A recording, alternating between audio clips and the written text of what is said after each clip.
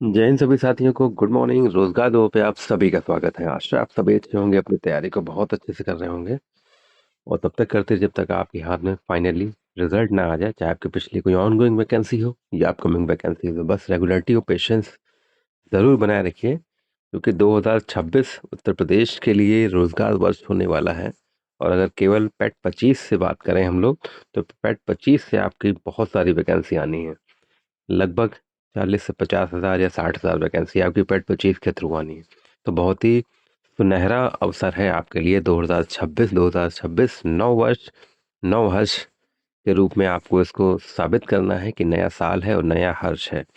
नए हर्ष के रूप में आपको अपनी एक वैकेंसी आपको अपने पास बचा के रखनी है अपने लिए। तो चाहे आपका जिसमें इंटरेस्ट हो, जिस भी आप लाइन में जाना चाहते हो, जो भी एग्ज़ाम क्रैक करना चाहते हो, बस एक फोकस रहिए रेगुलरिटी पेशेंस के साथ। तो आज की वीडियो बहुत इंपॉर्टेंट है। UP triple S C updates.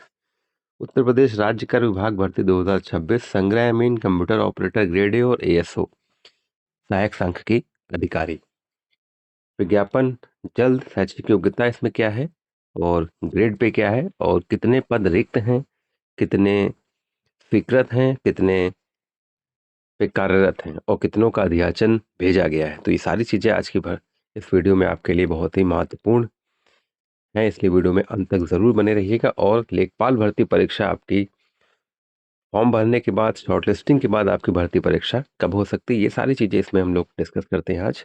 बहुत महत्वपूर्ण वीडियो है, इसलिए वीडियो में अंत तक ज़रूर बने रहिएगा। और ऐसे अपडेट्स के लिए रोजगार बाबू के साथ ज़रूर से ज़रूर जुड़े रहा करिए, जिससे आपको त्वरित और सटीक जानकारी आपको मिल सके। चलिए हम लोग आज की वीडियो शुरू करते हैं। उत्तर प्रदेश राज्य कर विभाग भर्ती 2026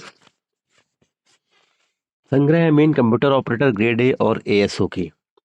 विज्ञापन जल्द। शैक्षिक योग्यता क्या है, ग्रेड पे क्या है, तो आइए चलते हैं हम लोग बहुत जल्दी देर न करते हुए। तो अगर हम लोग बात करें, सबसे पहले अगर हम लोग बात करें रिक्त पद और स्वीकृत पद और कितने आपके भरे हुए पद हैं। अगर हम लोग सबसे पहले बात करें संग्रह अमीन की, अगर हम लोग सबसे पहले संग्रह अमीन की बात करें,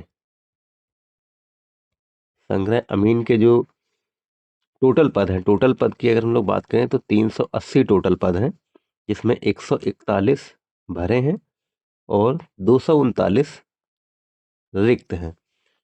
और अगर ग्रेड पे की बात करें तो ग्रेड पे ये 2000 ग्रेड पे की ये जॉब है, जिसमें 21,700 से 69,100 आपका वेतनमान रहेगा ये। तो ये हो गया संग्रह अमीन आपके।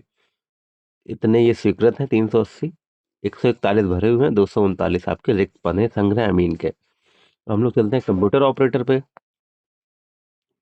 कंप्यूटर ऑपरेटर की अगर हम लोग बात करें तो कंप्यूटर ऑपरेटर ग्रेड पे में टोटल पद 215 आपके हैं, जिसमें 72 आपके भरे हुए हैं और 143 आपके रिक्त पद हैं। ग्रेड के पे की बात करें तो 2400 ग्रेड पे की ये जॉब है, जिसमें 25,500 से 81,100 आपको वेतनमान ही रहेगा। ये तो हो गई कंप्यूटर ऑपरेटर ग्रेड ए की बात।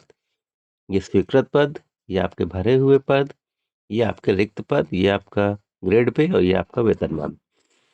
तो बहुत इंपॉर्टेंट आपके लिए आज का वीडियो। हम लोग चलते हैं एएसओ पर, मतलब सहायक सांख्यिकी अधिकारी, असिस्टेंट स्टैटिस्टिकल ऑफिसर। इसकी अगर हम लोग बात करते हैं तो 112 पद इसके स्वीकृत हैं, जिसमें 44 पद इसमें भरे हुए हैं और 67 पद इसमें रिक्त हैं। और ये 4200 ग्रेड पे की जॉब है। जी हाँ, 4200 ग्रेड पे की जॉब है और ये लेवल 6 की जॉब है, जिसमें 35,400 से 1,12,400 आपका वेतनमान रहेगा। तो ये तो हो गए आपके स्वीकृत पद, भरे हुए पद और रिक्त पद की आपकी संख्या हो गई। ये संग्रह अमीन की, कंप्यूटर ऑपरेटर की और ये एएसओ की। हम लोग जल्द से जल्द इसमें बात करते हैं कि अध्याचन कितनों का विभाग ने यूपी ट्रिपल एससी को प्रेषित किया है। तो संग्रह अमीन की अगर बात करें कि विभाग ने यूपी ट्रिपल एससी को कितने का विज्ञापन अध्याचन भेजा है, तो संग्रह अमीन की बात करें तो 235 पद का आपका अध्याचन भेजा गया है। कंप्यूटर ऑपरेटर की बात करें तो अगर हम बात करें तो 163 पदों का आपका अध्याचन भेजा गया है। और एएसओ की बात करें, सहायक सांख्यिकी अधिकारी की बात करें तो 75 आपके रिक्त पदों का अधियाचन भेजा गया है। तो बहुत इंपॉर्टेंट हो जा रहा है आपके संग्रह 235, कंप्यूटर ऑपरेटर 163, ASO 75। ये सारी वैकेंसी बहुत इंपॉर्टेंट है। ASO 4200 ग्रेड पे मतलब बहुत वजनदार वैकेंसी हम लोग कह सकते हैं। और शैक्षिक योग्यता अगर संग्रह मीन की अगर हम लोग बात करें, जैसे ASO की तो मैंने पहले भी आपको बताए रखी थी कि अगर संग्रह मीन की अगर हम लोग योग्यता की बात करते हैं तो संग्रह मीन में 10+2 आपका मांगा जाएगा संग्रह मीन में। और कंप्यूटर ऑपरेटर की अगर बात करें तो ये 2016 की योग्यता के अनुसार अभी बताया जा रहा है कि diploma in computer science plus डो में O लेवल आपका होना चाहिए। अब अगर कुछ योग्यता में बदलाव होता है तो आपको वो जल्द से जल्द सूचित किया जाएगा। और अगर हम लोग विज्ञापन की बात करें तो देखिए ASO लोअर PCS का विज्ञापन जल्द ही आने वाला है। ये मान के चलिए अगले 1 माह में आपके ये विज्ञापन सारे आपको देखने को मिलेंगे। और संग्रह मीन की बात करें तो संग्रह मीन में तो ये भर्ती PET 2023 से आनी थी, हालांकि किन्हीं कारणवश नहीं आई।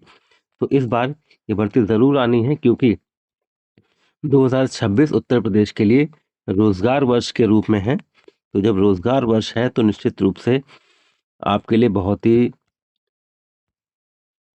सुनहरा अवसर है इस बार आपके जॉब को पाने का। अगर आप इस बार जॉब नहीं पा पाए तो बहुत मतलब समस्या इसलिए हो सकती है क्योंकि इतनी ज़्यादा वैकेंसी फिर आएंगी नहीं। जब वैकेंसी नहीं आएंगी कंपटीशन बढ़ता रहेगा, और कंपटीशन अभी भी है। हालांकि ऐसा नहीं कि कंपटीशन आपके लिए कम है, कंपटीशन अभी भी है, लेकिन वैकेंसी ज़्यादा है, आपको अवसर ज़्यादा इस बार है। तो इन ज़्यादा अवसर का आप लाभ उठाइए, ज़्यादा अवसर में अपनी गंगा में हाथ धो लीजिए। क्योंकि जब अवसर कम मिलेंगे और कंपटीशन ज़्यादा होगा तो फिर समस्या हो जाती है आपको सिलेक्शन लेने में। तो बिल्कुल मैं इसीलिए कह रहा हूँ कि रेगुलरिटी और पेशेंट दोनों बनाए रखिए और अपनी सफलता में एकदम जुट जाइए, रात दिन एक कर दीजिए। क्योंकि जो सोवत है वो खोवत है, जो जागत है पावत। इस कहावत को चरितार्थ करिए। तो हम लोग चलते हैं लेखपाल की भर्ती आपकी परीक्षा कब हो सकती है। देखिए अभी तो लेखपाल के फॉर्म चल रहे हैं 29 तारीख से, 29 से 28 जनवरी फॉर्म रहेंगे। 4/2 तक आपका शुल्क समायोजन वगैरह ये सब है। उसके बाद देखिए 8,000 लगभग जो आपके पद हैं, 7,994, इसके सापेक्ष मज़े के फॉर्म पड़ेंगे। मतलब एक कह सकते हैं कि अनुमान अगर कहा जाए तो 10 लाख भी पढ़ सकते हैं, ज़्यादा भी पढ़ सकते हैं। तो इतने फॉर्म की जब स्क्रीनिंग के लिए लगभग 1 माह का समय तो चाहिए ही चाहिए, जब आयोग बहुत तेज़ी में काम करेगा तब। और आयोग करेगा क्योंकि साल ये वैकेंसी पूरी भी करनी है, जितनी वैकेंसी इस बार निकल रही हैं। तो ये मान के चलिए 4 तारीख तो शुल्क समायोजन है, उसमें 1 महीने से 40 दिन तक आप स्क्रीनिंग में मान लीजिए। तो ये मान के चलिए कि 12 से 15 मार्च तक आपका तो यही होगा। और जो आपका एग्ज़ाम होगा, एग्ज़ाम आप मान लीजिए, निश्चित रूप से आप एग्ज़ाम मान लीजिए कि जब बहुत जल्दी आयोग करेगा तो 1 से 1.5 माह में आपको एग्ज़ाम का समय मिलेगा। तो अभी देखिए शुरू है जनवरी, फिर जनवरी, फरवरी, मार्च, अप्रैल, 4 महीने आपके पास हैं। तो निश्चित रूप से लग जाइए, जुट जाइए। 4 महीने में अपना सिलेबस आप गिरा देंगे, रिवाइज भी हो जाएगा। बस आप रेगुलरिटी और पेशेंस बनाए रखिए, रेगुलरिटी के साथ पढ़ते रहिए एकदम। ठीक है, तो ऐसी अपडेट्स के लिए और किसी भी टाइप की कोई जानकारी के लिए आप मैसेज कर सकते हैं। और ऐसी रेगुलर अपडेट्स के लिए अपने भाई रोजगार बाबू के साथ जुड़े रहें। चैनल को लाइक, सब्सक्राइब, शेयर करें। जय हिंद, जय भारत।